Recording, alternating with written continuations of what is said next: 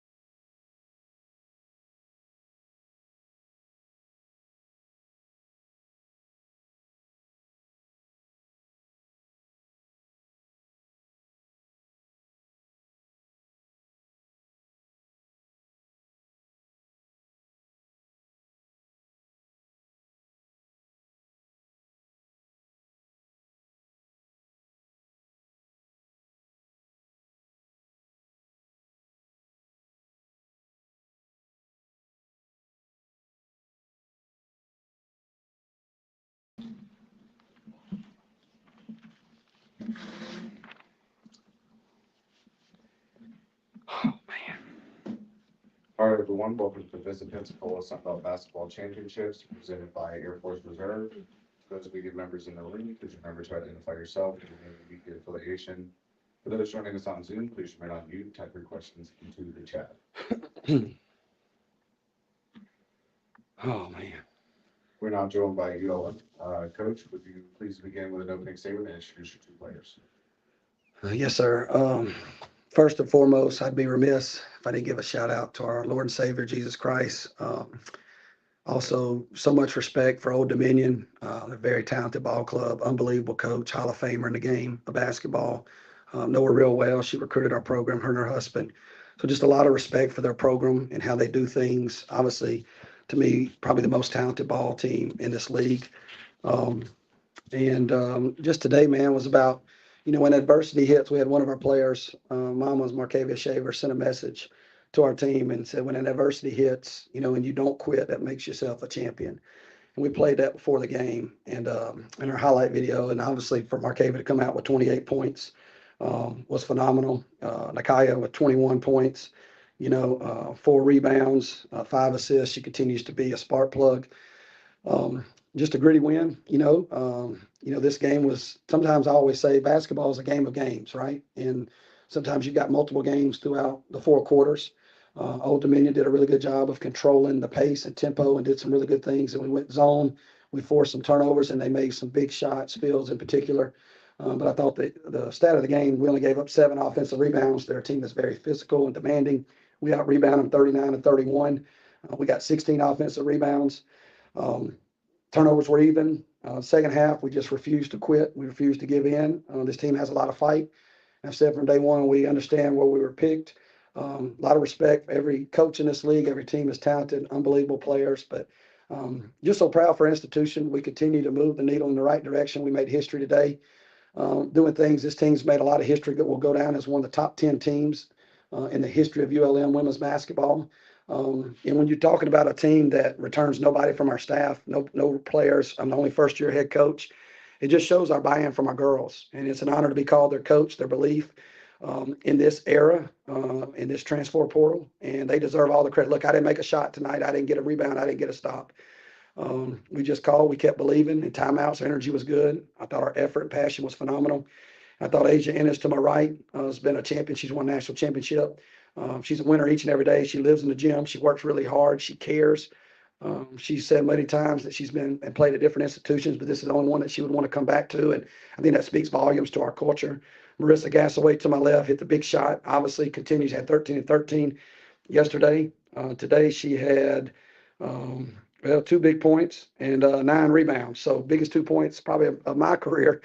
Makes me look like I drew it up that way. So she's also a national champion. These two played junior college together. They got the right DNA, the right makeup.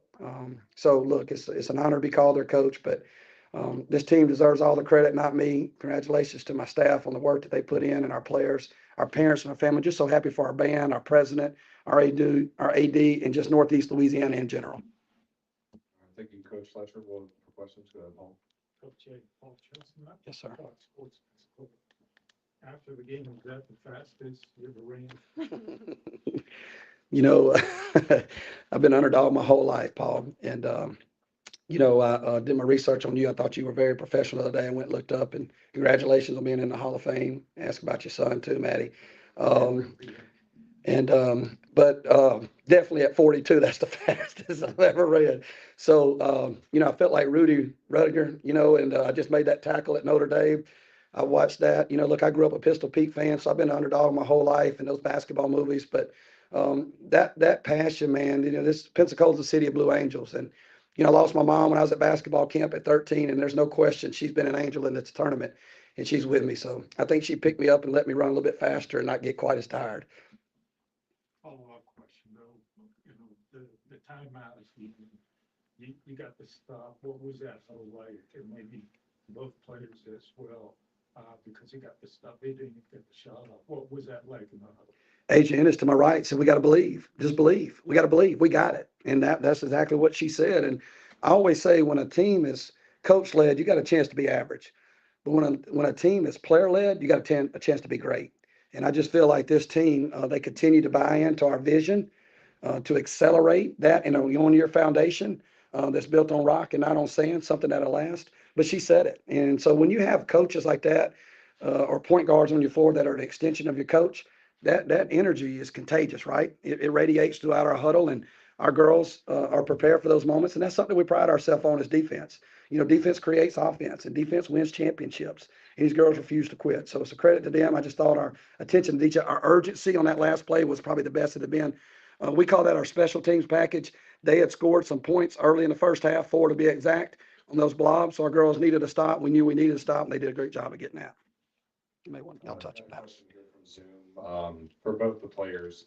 Just talk a little bit about that defensive stand and what was your kind of mindset? You know, you get to stop and then they get another timeout and you got to kind of regroup again. Just talk a little bit about your mindset and what you guys were talking to each other about. Honestly, none of us came into the game thinking we were going to lose. We had a refuse to lose mindset. I remember Camille Brown at the end of it. She was like, refuse to lose, refuse to lose, refuse to lose. We're like, we're switching everything. What are we doing? What are we doing? Camille was like, just talk, just talk, just talk. Everybody got each other's back. If somebody messed up, we got the next man's back. And we were just all together and connected. I just think you wouldn't believe how connected we are. Like the things we do, nobody else does. From the little details to going to FCA with each other for like 8 weeks straight. I think it's just, it starts inside and nothing but God. Nothing but God. Aaron Zielinski, the Monarchists coach, that last play, with just under 2 seconds left, were you surprised what Old Dominion ran? And what exactly did you guys do to deny and make sure that we make it happen? Yes, sir. Great question, Mr. Aaron. I think the biggest thing is obviously DeLisha's got to me, a bag full of plays. And to me, it's your urgency. You got to stay connected. In those moments, if you fall asleep with their player movement and you don't communicate, if you don't bump and you're not physical and you don't use your length, right? That's how easy things break down. Obviously, in that moment of the game, and you're going to watch a lot of basketball, nobody's trying to foul, right? Nobody's trying to foul in those moments. You know, as a coach, you don't want to say that in a huddle, but every coach says that. Try not to foul. Don't foul. Don't foul. Don't foul. Well, kids get a little apprehensive. They're not quite as aggressive. So I just think our urgency, we had great activity with our feet and our hands, and I think that bothered some of the cuts and movement. But I definitely think, like I said, it was just a celebratory moment. You know, and that this win and that stop will go down in history in ULM record books. And it's an honor to be a part of it, but look, I deserve no credit. Those girls deserve all the credit. And I want to be the last one on the bus and the last one to get off and let them continue to carry us. I feel like I'm a jockey some days. I'm maybe a little bit taller than a jockey, but in terms, I just tell them, let me ride you. Then I'm gonna ride you to the finish line, and hopefully we can get you across the finish line. Coach, what does this win do for not only for your program, but for tomorrow's game as well, just moving forward? Well, I think like our president told me last night, you know, we have to stop and enjoy these moments along the ride. You know, we didn't come down here just to win one game, obviously, you know, and to go back home. Our goal was to get to the weekend. You know, we talked about these games being 4 quarters. Obviously, we've in the 4th quarter as we enter tomorrow. That's the biggest thing. I think the biggest thing though is it shows, you know, I always say a team takes on their coach's DNA. From day one, this team has continued to buy in. You know, we're 8-4 in our last 12. And the biggest thing is we may not have been on the right side of the scoreboard, but we lose to Troy by 2. They beat us at home by 6. James Madison beats us 4. So we were moving the needle in the right direction, and we were getting better as a basketball team and in a program. And I said yesterday, sometimes in life, you can win the wrong way and you think you're winning. But I think sometimes if you lose the right way, you're going to find another day. And that sun's going to come up every day. And you got to keep fighting. You got to keep plugging. And these are lessons that can apply to life, right? So this team's done that. I just think, man, with our first year, we have never been part of the history before us, right? Including myself and this team. We're not part of the down years that were at ULM women's basketball. We are trying to bring it back to a historical level and I always say you can lose with anybody. You can lose with anybody. That's the easiest thing to do in life. But you can only win with the right ones. These are the right girls. It's the right people in place. Obviously, when they believe in that vision, they execute it. It makes me look a lot better. But you got to have buy-in, and they've had 100% buy-in from day one. Mike Langston, the Monarchists, looking at this box score, it's got to make you smile to see those rebounding numbers spread so far out throughout the lineup. Everyone's contributing. Yes, sir. That's a complete effort. Yes, sir. Statistic. What are your thoughts when you look at the rebounds being balanced? up Yes. and down the line. Yes, sir. Thank you for that. And I just say it's a reflection of our girls. They won't be denied. You know, there's a refusal in them. We practice that obviously, so it helps when it shows in games. But this team they just won't be denied. They refuse to give in. They refuse to quit. Early on, I told them we weren't going to rebound. But effort, man, Ray Lewis says it best. Effort's between you and you. And every day you wake up, you have a choice to make. How successful do you want to be? Do you want to be blessed or do you want to be a blessing to others? This team continues to be a blessing to others. Therefore, we'll get blessed in return. And we talked about this actually after the Old Dominion game. We played you guys. We sat in that locker room for a good hour, an hour and a half. And we talked about we needed to be an and team versus a but team. And I said this yesterday. What I mean by that is we took accountability, we took responsibility, and we looked at square in the eyes because we're not going to run from it. We're going to run to it, right? And the biggest thing is we do this and we do that. We were tired of losing games because we did this. We had 20 more shots than our opponent, but they had 22 points off of turnovers. So we were a but team at that time. And we had some but players. We were doing this, but we weren't doing that. So we looked square in the mirror and said, hey, we got to be an and team and an and player. If we become an and player or and players, we become an and team. And that's a reflection of them. Any final questions? Go, Paul. Arkansas State just talked about the matchup. I'm going to let them answer that first, you know, just with all due respect, because we respect them. And I want them to get a credit. I'll follow up. You go first. We played Arkansas State twice early on in the season, and you know it wasn't our best showing. We weren't where we are now, and I think that with adversity throughout the season, it's built us for these moments. And I think we're going to be ready. We know the matchup. We understand they're a great program, but we're going to be ready. They're a great program, great shooters, great team overall. I think that we'll be ready. We know the matchups, we know what we need to do, and we're just gonna learn from our last game. First game they beat us by how much? They just beat us to leave it They beat us. They just beat us. at that. Second game we played them better, and they beat us again.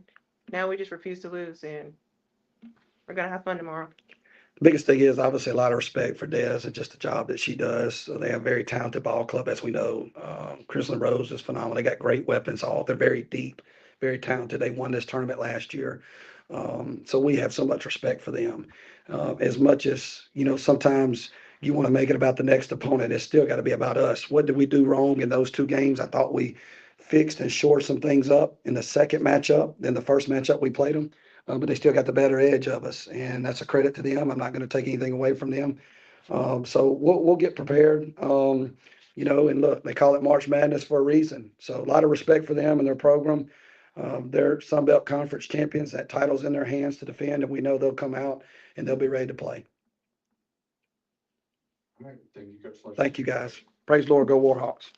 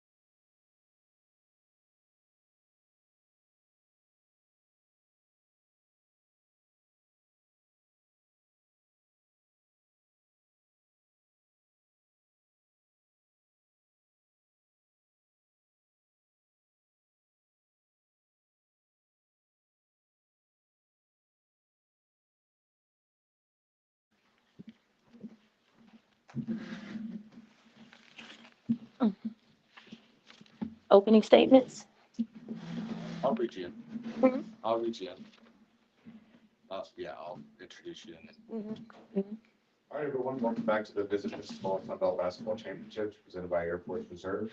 For those media members in attendance, please remember to identify yourself, your name and media affiliation. For those joining us on Zoom, please remain on mute and type your questions into the chat. We're joined now by Old Dominion, led by Head Coach DeLisha Milton-Jones. Coach, would you please introduce your two players and then begin with an opening statement? Yeah, so I have Riley Stack sitting to my right, your left, and I have India Buford sitting to my left, your right. And opening statements. I want to first show class and professionalism by tipping my hat to the efforts of ULM, their players, and their coaching staff. I thought that they've been playing gutsy all year long. I felt like they were a team that was going to sneak up on some people because they just play with this tenacious energy that's collective. And it was fun to play against them, and it was fun to watch them when they played against other people. So what happened today? Surprising, but then at the same time not, because we did enough things ourselves to kind of shoot ourselves in the foot. I'm not taking anything away from ULM, but I know my team. I know my team and I know our talent, and I understand why some things went their way the way that it did when it shouldn't. You know, we are a team that prides ourselves on our defense, but was it really there in the moments that we needed it the most? Were we able to put together a string of stops that were going to be able to allow us to produce great offense in transition? I think in the first half we had like 8 transitional points, and for us to end the game with 16, that means that we were taking the ball out of bounds far more than I would have liked. You know, I thought Shavers had her way in the paint. She found angles all night long. When she played us the first time in Norfolk, it seems like the iron may have been unkind and our length bothered her. But today she just saw a basket and she was able to connect at a pretty efficient rate. 25 attempts, but you made 13 and you picked up some fouls from people, and it made us have to change some things up. Then you can't speak enough about Maze Prince. She contributed 21 points for them. uh, Perfect from the free throw line, dang near perfect from the 3-point line. And I think the three that she had, she hit in the first half, if I'm not mistaken. And that was huge for her and huge for their team. But now, ODU women's basketball, historical program that is accustomed to having success. And in this day and age, success comes in different forms because the game has changed, and so have the rules and the laws and the bylaws. So much that we've had to adapt to. But I still am proud of our team and everything that we've been able to do in this moment. Yes, it would have been nice to advance. Yes, it would have been nice to have an opportunity to play in the semifinals or finals, but it didn't happen. But that still doesn't mean that I'm not proud of our work, because there are things that go on in this sport, in locker rooms and within our family, that the public eye will never ever understand or be made aware of. But we succumbed a lot of tough moments this year, things that would break the spine of a lot of other teams. And we're still able to pull out 18 wins. That's commendable. That's commendable. Anyone that was 7 through 14, they would probably kill to have our record right now. So while we are suffering from defeat in this moment, I still need for my players in this program to understand that I am proud of how we represented and how we fought, even though it wasn't as consistent as I would have liked for it to been in certain moments. But I'm proud. Thank you, Coach. Well, no more questions. Go, Paul. Coach, Paul Chestnut, Fox Sports, Pensacola Radio, just talked about the final play. I don't know how to. We're trying to. Yeah. So with 1.7 seconds, and I wanted the officials to look at the clock because I wasn't sure if more time ran off than needed to be, but they wouldn't honor it, and they all agreed that it was okay, so we moved on. So with 1.7 seconds, you really only have an opportunity to get something close to the rim, high percentage shot, maybe a tip. So I wanted to use our length and our athleticism in that moment. If I tried to do anything on the perimeter, it just would have been switching, would have led to a deflection or a steal, less time off the clock, less for us to work with. I mean, more time off the clock, less for us to work with. So I chose to go to a lob action for Simone Cunningham. They did a good job of walling up and taking that away initially, but then we had a secondary option with someone coming towards the ball to hopefully someone would have fell asleep and we could have gotten a good 3 or a long 2 off in that moment. We got the catch, but we bobbled the ball on the face up towards the rim, and they were able to tie us up a little bit, and that was the game. What do you tell your players after losing a tough one like this? Well, when the conversation that we had with the players was one where, we talked to them about emotional intelligence and being able to regulate in certain moments. Because I think some things bit us in the butt when it became adverse for us as individuals, which also affects the team. And you have to realize that your contributions, good or bad, it affects the team. And we didn't have the emotional maturity that I wanted us to have in certain moments. So we spoke on that and we related it to life and how I'm hoping that, you know, everyone in this locker room will do the work that needs to be done so that they can be better for themselves, in life.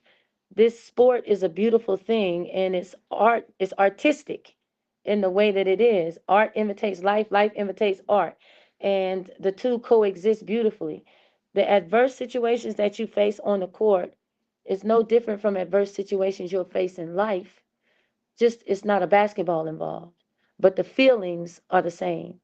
An external factor affecting you and how you think, feel, maneuver, respond, or react. So we have to learn how to be better in terms of how we control self so that we can always have a chance to win in the game and in life. So that's what the conversation was.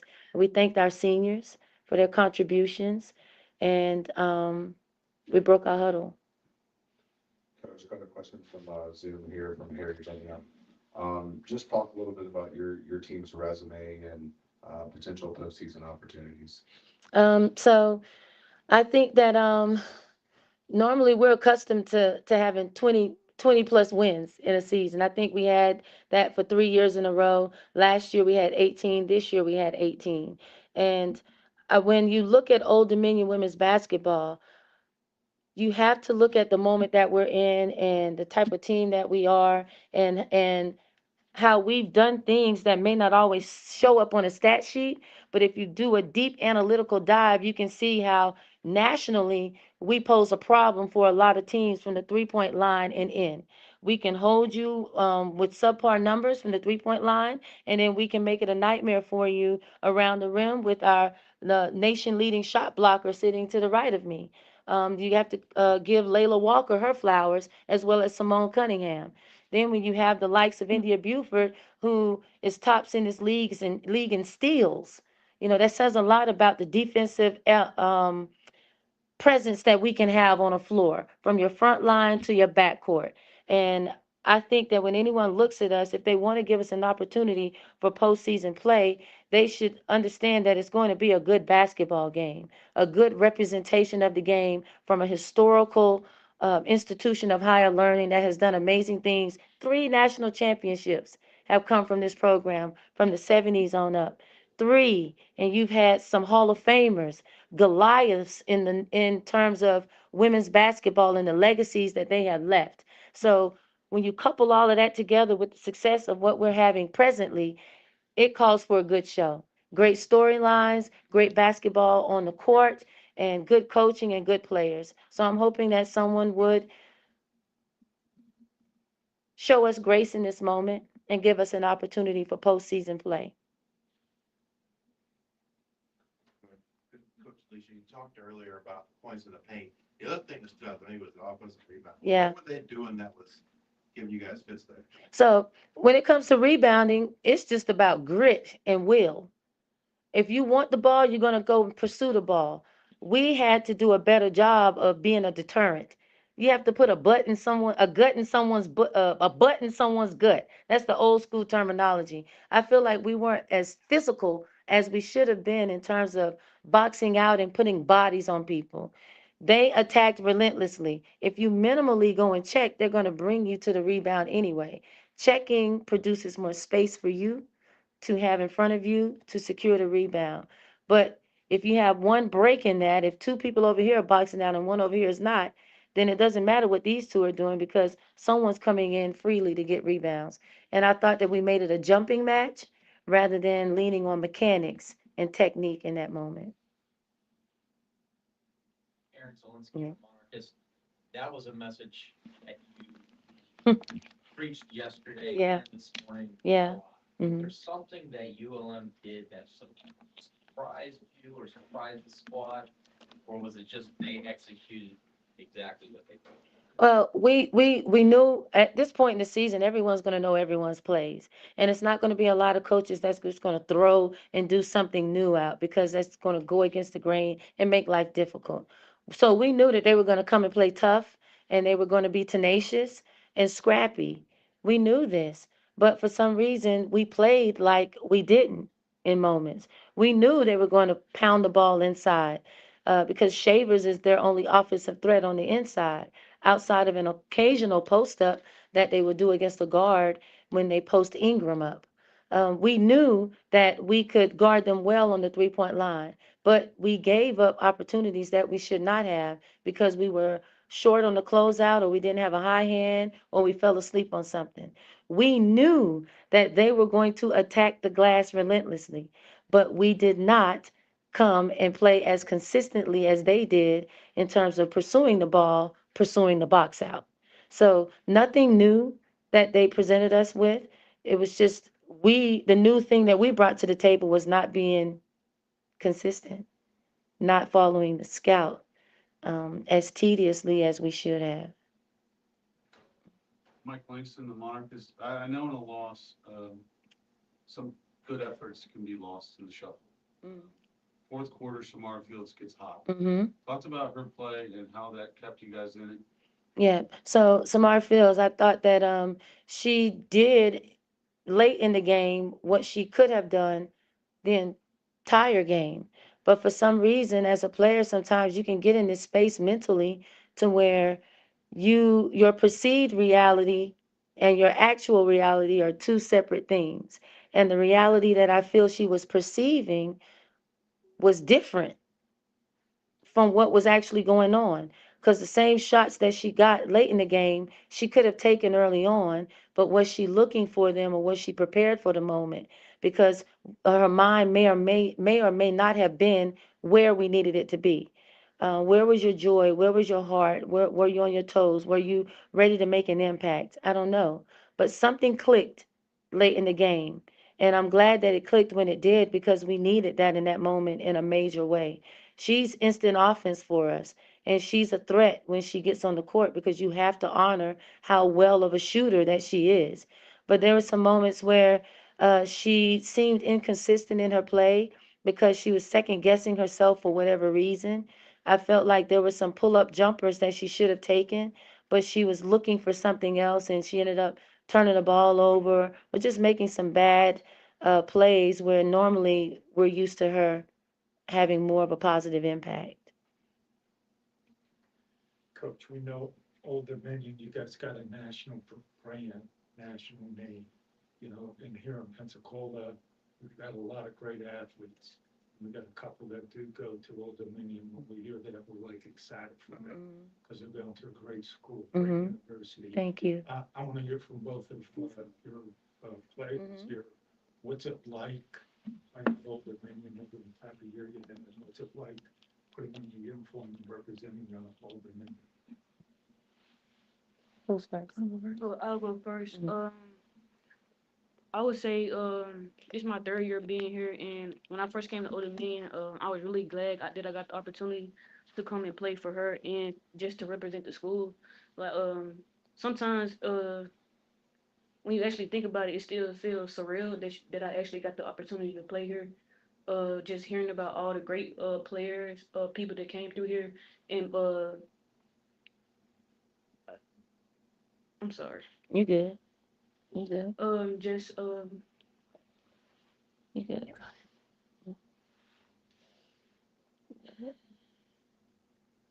Yeah.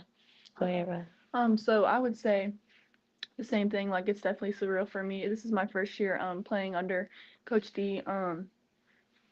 I think that being here, my game has expanded so much. I do talk about it a lot, that I feel like I have gotten so much better. And just being more confident in my game, being able to open up inside and outside game. And then also just hearing about the great accomplishments about the school and the alumni and Hall of Famers and all of that. You know, me being a shot blocker and Donovan, definitely look up to her for sure, being the shot blocker that she was. So definitely surreal and very thankful that I get to put on this jersey and play under the coaches. Aaron Zielinski, the Monarchists, India, all the Old Dominion fans love you and appreciate what you've done the last 3 years. We see how much it means to you, obviously. So thank you very much from the bottom of our hearts. Seeing that you've got a year left, seeing how much it means to India there and realizing like at some point it's over. How does that feel you for next year? Definitely gets me excited. Very thankful to be able to play with these players and the seniors that we have. Just being able to hear the information from them when they see that I'm down, just picking me up constantly. It's just a great feeling. Hopefully next year that we have a better turnout, and yeah, it just gets me excited for sure. Yeah, I appreciate you guys for asking the question the way that you did, and for giving them their flowers, because it's not easy when you come to a Yukon or a Tennessee or a South Carolina or Old Dominion when you have so much history, successful history that the program has been built upon. There's unforeseen pressures. Then you play for a coach who's a Hall of Famer and WNBA champion. You know, you're going to get a different brand of basketball and level of commitment that is expected of you on a daily basis, not just within the walls of the practice facility, but also within the community, because so many people love and just adore ODU. I love it when we go to the Final Four and I'm walking around with our gear on and you see people from Yukon, old fans that have been there for decades, and they're like, ODU, we know who you guys are. Oh man, I remember you guys beat us in the field house and this, that, and the other. They remember those moments. And that makes me feel so proud to represent this university, because we stand on the shoulders of giants. They've done amazing things. So any player that does come here and they choose us just as much as we choose them, they know what they're signing up for. And it's not an easy win. And this is why you see this level of emotion, because it's hard. It's hard to represent something of this stature. And it's hard when you suffer defeat, when we have to go back and see our fans that travel with us, because they do a great job of doing that and supporting us. And when we get back home and you see them within the community and their hearts are just as broken as ours are.